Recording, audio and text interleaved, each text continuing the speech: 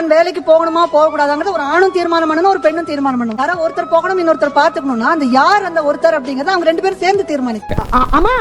அவங்க சொன்னாங்க உத்தியோகம் புருஷ லட்சணம், ஆணை வீட்டுல உட்கார்ந்து நான் போக மாட்டேன் அப்படின்னு சொன்னாங்க. என்னையே நான் உதாரணமா சொல்றேன். என் வீட்டுல பொருளாதாரம்ங்கிறது நான் தான், என்னுடைய கணவர் கிடையாது. யோ சகல, என்ன அவன் பொண்டாட்டி உன்னை எப்படி அசிங்கப்படுத்திட்டு போகுது பார்த்துட்டு பேசாம இருக்க. நான் தான் என்னுடைய வீட்டுடைய நிர்வாகம், அதுக்கு தேவையான பொருள் ஆதாரத்தை சேர்ப்பவள் எல்லாமே நான் தான்.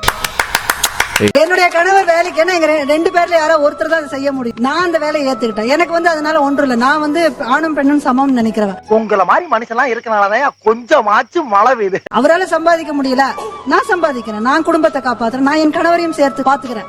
எனக்கு அதுல ஒன்றுமே, எனக்கு அதுல ஒரு சின்ன குறைபாடு கூட எனக்கு கிடையாது. உன்னை நினைச்சா எனக்கு ரொம்ப பெருமையா இருக்கியா. அவருடைய பணி என்னுடைய பணியை விட மிகவும் முக்கியத்துவம் வாய்ந்தது. ஒரு சமூக பணியில இருக்கார். எனக்காக அவர் வீட்டையும் பாத்துப்பார். வீட்டுல இருக்கும் பொழுது அவர் எல்லா வேலையும் அவர் செய்வார். யார் சாமி இவன், எங்க இருந்து வந்திருக்கான்? அதனால இது ஆணா பெண்ணாங்கிறது அவங்கதான் முடிவு பண்ணணும். இப்படியான ஒரு புரிதல், அடிப்படை புரிதல் எங்களுக்குள்ள உண்டு.